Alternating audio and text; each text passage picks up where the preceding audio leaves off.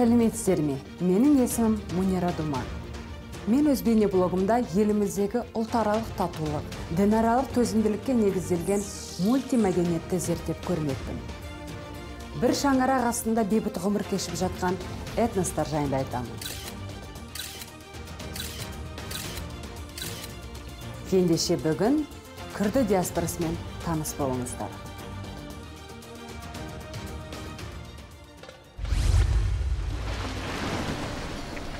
Күрдтер Түркияның оңтүстік шығысы мен Иранның солтүстік батысында мекендеген ежелгі халықтардың бірі. Олардың ата-бабалары скифтер мен мидиялықтар болып саналады.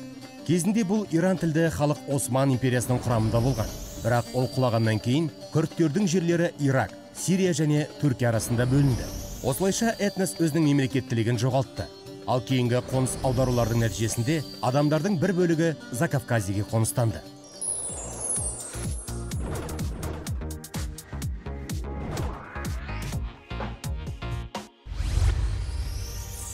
Бір кездері күрдтер қазақ даласында өмір сүре алатындарына сенбеді. Өйткені олар Армения мен Әзербайжанның тасты таулары мен ағып жатқан өзендеріне үйреніп қалған еді. Сол жерден олар 1937 жылы Қазақстанға жер аударған. Ал кейінірек АХСК түріктермен бірге Грузиядан келді. 1990 жылдары күрд отбасылары таулы Қарабақтағы соғыстан қашып, осында қоныстанды.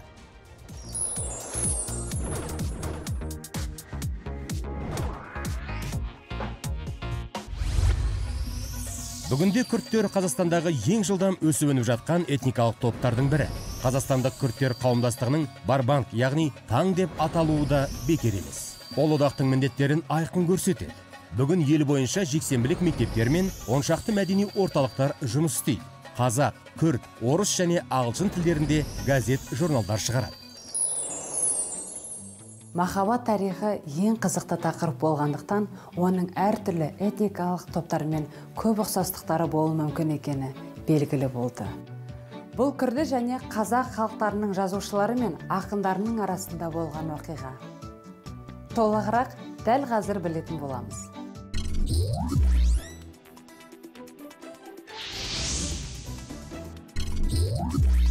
Абай Кунанбаев дарбазбе. Әме иру Абай Кунанбаев назбытын. Лімін Рабежін, Абай Кунанбаев ке? Неваскар. Сәлеметсіз бе, Забида Әбдіқызы? Сәлеметсіз бе? Сәлеметсіз бе, балалар? Сәлеметсіз бе? Қарапайым мұғалімдіктен зерттеушілік бағытқа ауысқан ұстаз Забида Мирзаеваның күнделікті жұмысы әдебиет әлеміне саяхатқа ұласты. Күрд пен қазақ этностарының ұқсастығын аңғарған ұстаз екі халықтың шығу тегі әртүрлі болғанымен ортақ дүниелер көп екенін байқайды. Әдебиетті зерттеуге деген қызығушылығы осыдан туындаған. Оқушыларымен бірігіп осы сауалға жауап іздеп қомақты зерттеу жұмыстарын жүргізеді. Нәтиже көп күттірген жоқ. Жаңа заман таланттары шығармашылық байқауына қатысып, жеңімпаз атанады.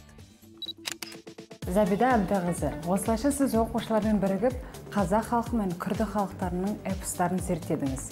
Қандай ой түйдіңіз? Мен Қозы Көрпеш пен Баян Сұлу, Мән мен Зейін поэмаларын салыстырмалы түрде талдау жасаған кезімде, осы поэмалардың арасында әдеби тарихи көп ұқсастықтарды көрдім. Бұл екі туынды шамамен 13-14 ғасырда жазылған. Бұл екі поэма әлемдік әдеби ең үздік туынды ретінде танылды. Екі поэманың кейіпкерлердің қайғылы тағдырлары бейнеленген, және бұл поэмадағы екі ғашықтың арасындағы тыныштығын бұзатын жағымсыз кейіпкер бар. Қазақ халқы мен күрді халқының діни, ежелден келе жатқан діни сенімде, тұрмысында, салтында, мәдениетінде көп ұқсастықтары бар екенін қорытындыға келдім. Лейли мен Мәжнун, Юсуф пен Зулейха, Мың бір түн сияқты эпостарындағы сюжеттер мен образдар қазақ әдебиетіне де, күрді әдебиетіне де тән. Керемет, сіздің әдебиетке деген сүйіспеншілігіңіз адамды сондай шабыттандырады. Бұл туралы сіз өте қызықты айтады екенсіз. Бұл сізде бала кезіңізден бе? Әрине, бұл бала кезінен. Мен өзім Шымкент өңірінде Заречный ауылында өсіп, осы ауылда қазақ мектебіне барып, қазақ сыныбында оқыдым. Осы кезде қазақ әдебиетіне, қазақ тіліне, қазақ мәдениетіне, қазақ салт дәстүріне сүйіспеншілігім қазақ тілі мен әдебиет пәні мұғалім ретінде таңдау жасауға себеп болды. Мені әрдайым Абай Құнанбайұлы шабыттандырады. Мен Мұхтар Әуезовтің Абай жолы роман эпопеясын қайта оқимын.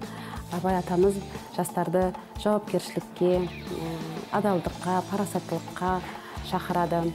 Абай Құнанбайұлының шығармалары қазақ халқының тұрмысымен, салтымен, ой толғамымен өте бай. Және де мен осы Абай Құнанбайұлыны күрді халқының жазушысы, ағартушысы Ахмеди Хани, осы Мамузин поэмасының авторымен ұқсатамын.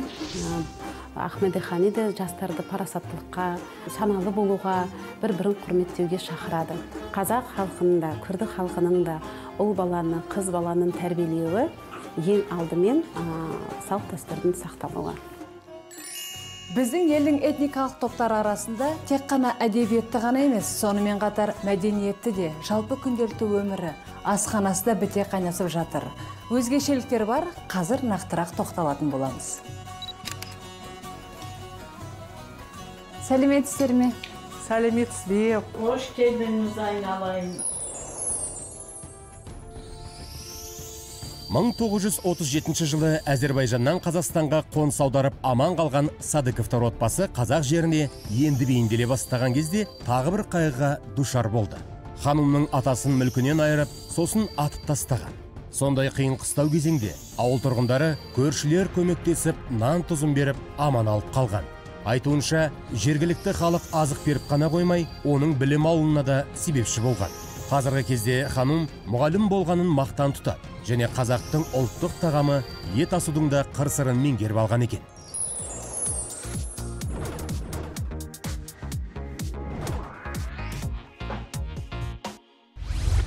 Ал оның енесі Гүлизар Исаева қиын уақытта 6 баланы тәрбиелеп өсірген батыр ана ғана емес, сонымен қатар аймаққа әйгілі шебер.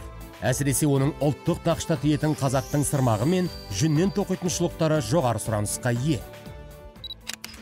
Сіз қонақтың нағыз қазақтар секілді етпен қарсы алады екенсіз, Иә, мен қонақты қазақтың кәдімгі етімен, бесбармағымен қарсы алғанды өте жақсы көремін. Өйткені өзім Қазақстанда туып өскенмін. Қазақ халқы және күрд халқы, ол екі халықта көшпенді болғандықтан, олардың тағамдары көбінесе ет, сүт болған. Мысалы, қуырдақ, айран секілді жаңағы тағамдарды біздер де дайындаймыз. Енді үстіп қарап тұрсақ, бұл екі халықтың тағамда бір ерекшелігі бар да. Қазақ халқында жаңағы бесбармақ етпен істесе, күрд халқы көбінесе көкөніспен етті жеген жақсы көрген. Қазақтың еті мен күрд халқының тақым деген көкөнісімен қосып жеген кезде өте бір керемет бір дәм болады. Ендеше сіз енді дәмін көріңіз. Мына көкөніс тархун және еттен.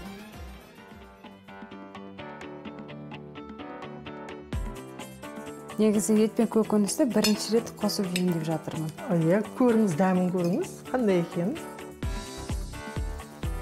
Ет пен көкөністің екеуін қосып жегенде бір тамаша дәм болады.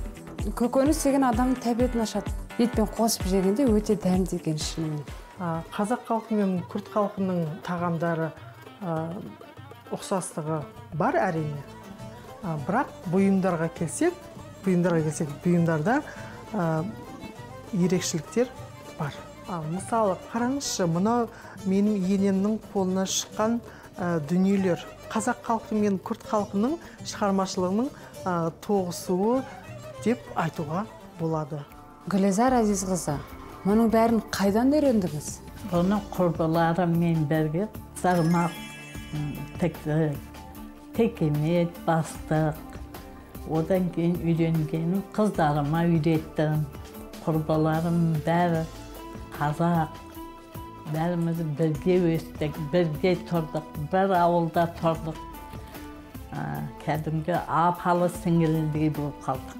Негізі біздің ойлары бөлектеу келеді, бірақ біз құстың суретін сармаққа салып тігеміз. Күнделікті қолым бос кезде көңілім бөліп сармақ, текемет, шолақ тоқуды, қыздарыма үйреттім. Сіз нағыз шебер екенсіз. Және де бір айтатын кететін жай, осы ұлттық нақыштағы бұйымдарды өзіңіздің қыздарыңызға жастайынан үйреткеніңіз бір жақсы тәрбиенің белгісі деп білемін. Өте қуаныштымын. Рахмет. Мен суретші сияқтымын ғой. Сармақ төгіл құрбылары мен жақын араласу ғой. Біз тігі болсарып, ауыр өмір туралы көп сөйлейтін тоқынбыз, әңгімелесетін тоқынбыз. Қазақ халқының мінезін жақсы танып алдық. Өмір сізге қанша сынақ берсе де сіз сүрінбедіңіз. Отбасыңыз талай қиындықтарға душар болды ғой. Иә, ол рас. 1937 жылы менің ата-бабаларымды Әзірбайжан Нахчыван ауданынан осы Қазақстанға жер аударды. Менің әжемнің айтуы бойынша адамдарды күштеп вагонға жүктеп, сөйтіп жер аударды. Қай жерге баратын білмейтін еді. Оларға айтпағанда біздің күрд халқын қанша таптағысы келгенмен, бірақ күрд халқы сол қиын кезеңнен аман есен шықты. Отбасын құрды, білім алды, қазақ жерінде өсіп-өніп жатырмыз. Менің білуімше, сіз білім саласына дамытып жатырсыз. Қазіргі таңда қандай жобаны қолға алдыңыз? Иә, мен білім саласында жұмыс істеп жатырмын. Гродика орта мектебінде сабақ беріп жатырмын, мұғаліммін. Қазіргі кезде мен авторлық жұмыспен айналысып жатырмын. Орыс және қазақ тілдерінің салыстырмалы грамматикасы. Сіздің атқарып жатқан ісіңізге, жігеріңізге тәнтімін. Сізге қарап, халқыңыздың өмір сүйгіштігін байқауға болады. Келіңіз, естелікке суретке түсейік. Иә, жарайды. Апа, келіңіз.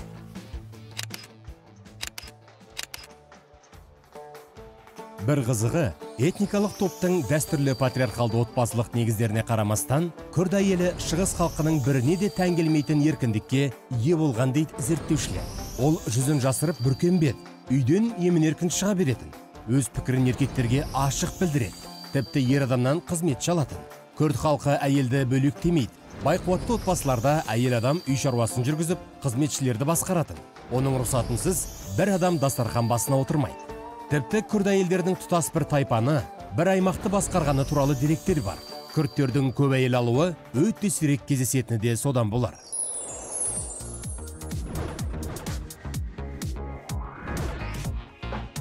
Тіпті күрд әндерінің көбін әйелдер жазған. Олар осылайша өздерінің қайғысы мен қуанышын білдірген. Сондықтан ақындар мен әншілер байқауларына ерлер де, әйелдер де қатыса береді. Лирикалық және батырлық тақырыптағы ежелгі күрд әндері ұрпақтан ұрпаққа беріледі. Оған қоса бастапқы сөздері дәл сол қалпында сақталатыны да белгілі. Сәбида Абдығызы, мен күрді халқымен жақын араласқан сайын, қазақ халқымен ортақ қасиеті көп екенін байқадым. Тіпті біз бір тілде сөйлейтін секілдіміз. Иә, негізгі сөзіңіздің жаны бар, лингвистикалық ұқсастықтары бар. Мысалы, қазақ тілінде ақыл деген сөзі күрді тілінде де ақыл деген мағынаны білдіреді. Сол сияқты боран деген сөз күрді тілінде де қазақ тілінде де боран деген мағынаны білдіреді. Осы мәселе бойынша біз биыл оқушымыз екеуміз бірге бір зерттеу жұмысымызды жүргізіп жатырмыз. Бұл жайында жұмысымызды зерделеп жатырмыз. Қарап отырсам, сіз жазбаған ғылыми жұмыстар мен зерттеулер қалмаған сияқты. Алдағы жоспарларыңыз қандай? Ойымда жүретін мәселелер аз емес. Тіл үйрету саласындағы жұмысымды жалғастырсам деймін. Мен осы өзімнің ұстаз жолымды Сүлейменов Абдукарим Исаевичтің қолдауымен күрді тілінен сабақ беруден бастаған едім. Осы кісінің арқасында күрді тілі сабағына байланысты мектептерге алғашқы кітаптар түсті күрді тілінен. Күрді тілінің дамуына үлесін қосқан азамат. Осы кісі ауылымызда, мектебімізде жағдайы нашар отбасыларға қол ұшын созды. Сол кісінің ізімен келе жатырмын. Күрді диаспорасымен байланысымды үзген емеспін. Барлық іс-шараларға қатысып жүрмін. Енді мен осы өзім қазақ тілі мен әдебиет пәні мұғалім болғаннан кейін күрді тілінің сабағын бергеннен соң оқушыларымды қазақ тіліне деген сүйіспеншілік, қазақ әдебиетіне деген сүйіспеншілік, өз ана тіліне деген сүйіспеншілігін арттыру. Иә, біз тек рухани азықпен шектелмейміз. Күрді халқы сонау заманнан бері жердің бабын тапқан, мал өсіріп, бау-бақша салған шаруа халық екені белгілі.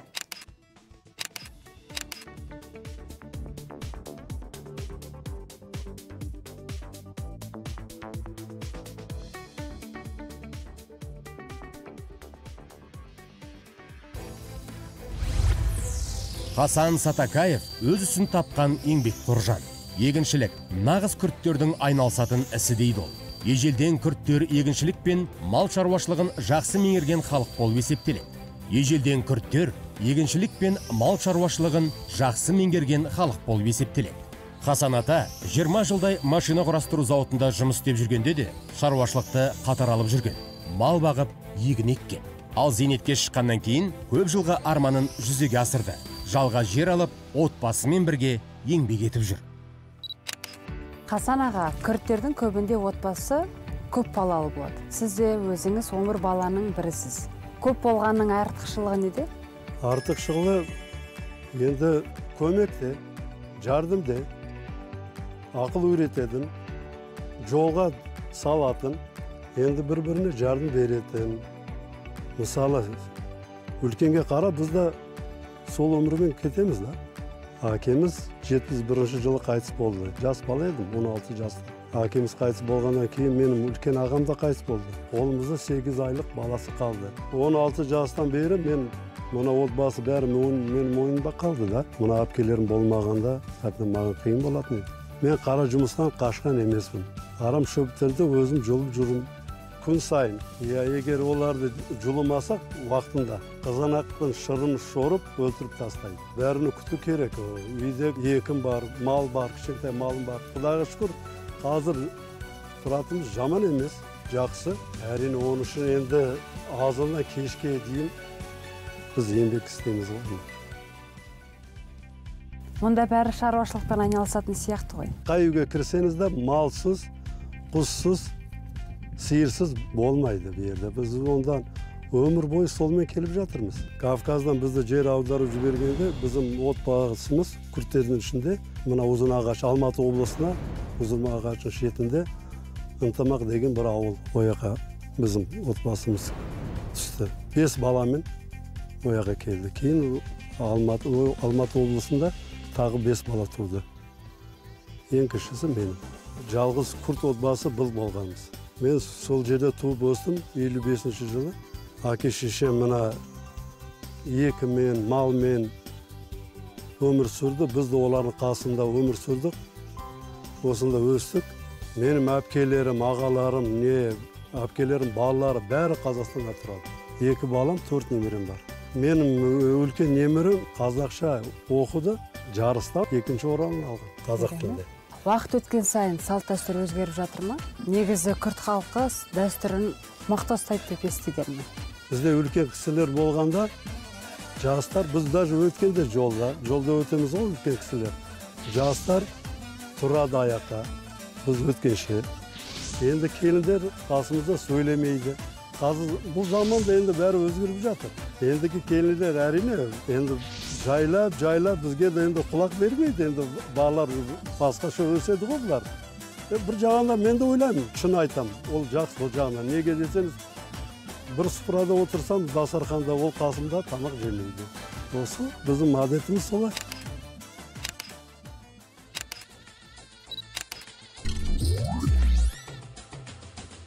Тағдырдың талай сынағына тап болған еліміздегі күрді этносы салт дәстүрін, әдет-ғұрпын барынша сақтап қалған. Қазақстанды отанымыз деп есептейді. Бұрынғыдай үлкен отбасын құруға тырысады. Ол да бекер емес. Балалы үйдің берекесі мол емес пе? Бұл Қазақстандағы күрді диаспорасының тарихы.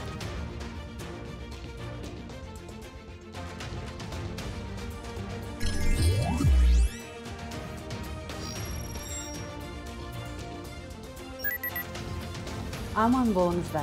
Бір шаңырақтың астында жақсы күнде кездесейік.